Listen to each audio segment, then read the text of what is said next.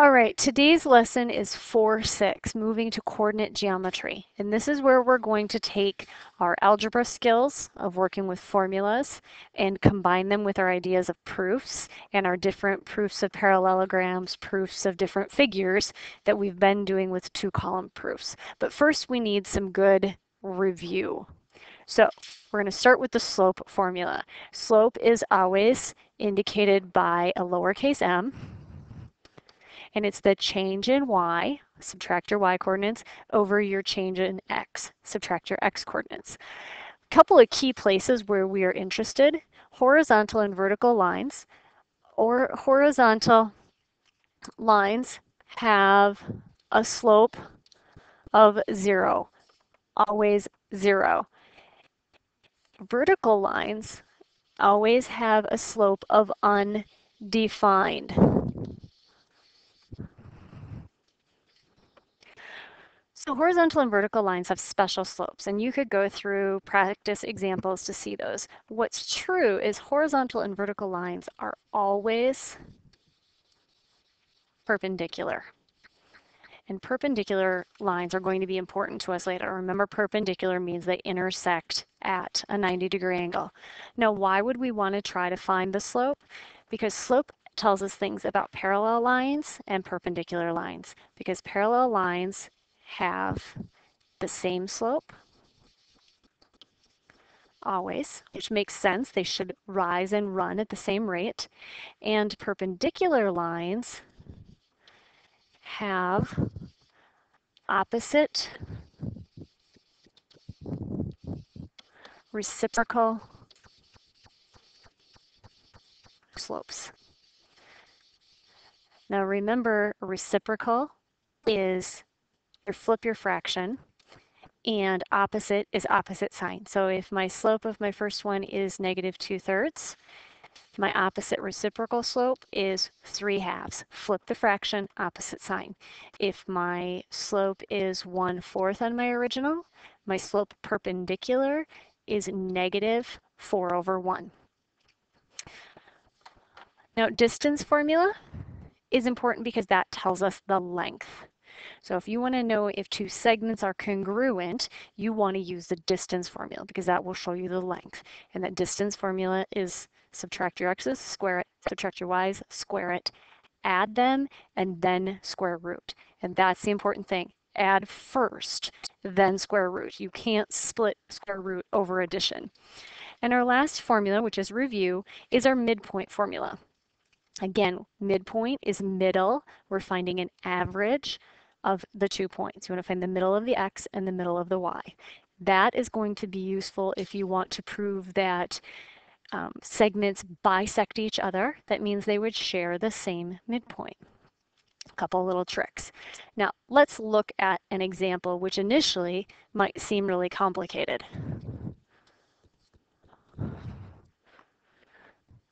We're going to go without any letters and look at the slope of BA and CO.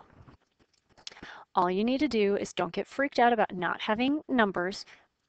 The slope is subtract your y's. So the slope of B to A is C minus 0 over B minus A.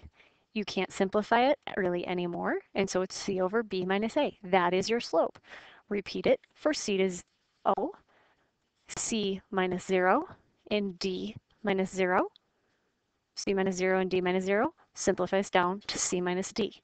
And that's all you have to do. So in a lot of ways, working with just letters is easier. Now, if I want to find the length, remember we are working with distance formula. Now, there's a little way to cheat. Since this is a horizontal line from C to B and from 0 to A, what we would do if, for example, this were 7, 3, and 7, 10, 3.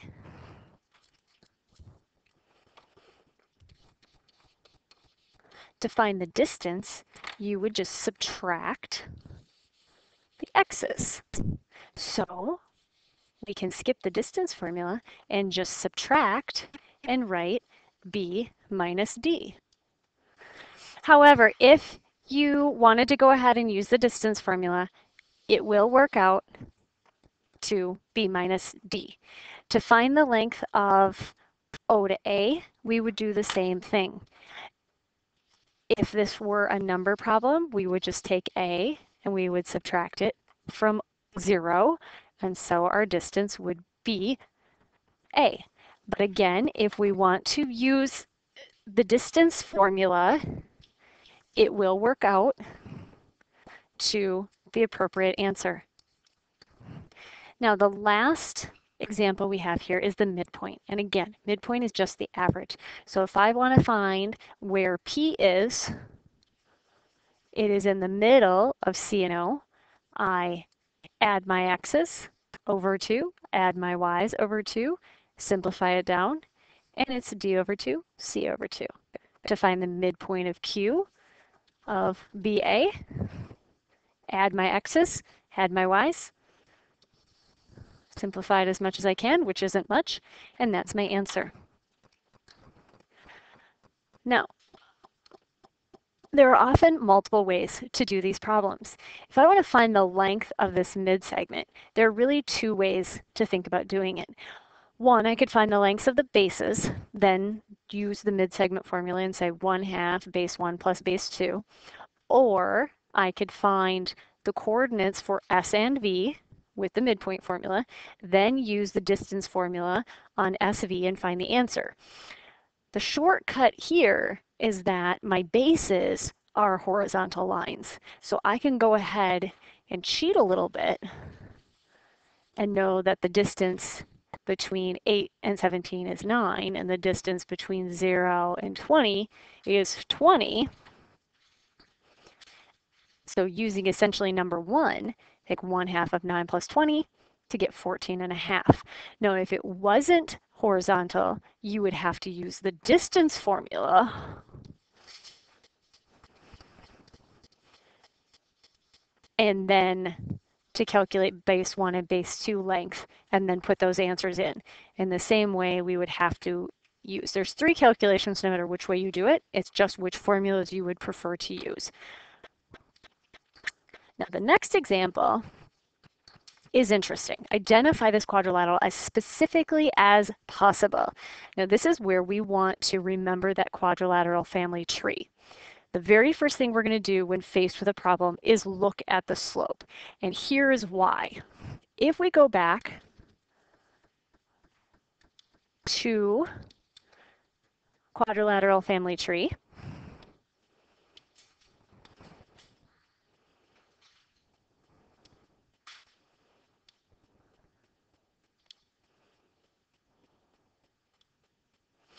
the quadrilateral family tree, this is why slope is important. This is in 4.2. This category has 2 pair parallel lines. This one has no parallel lines, and this one has 1 pair parallel lines. So if I calculate slope first, I immediately know which of these 3 branches I go into, and I can eliminate the other answers.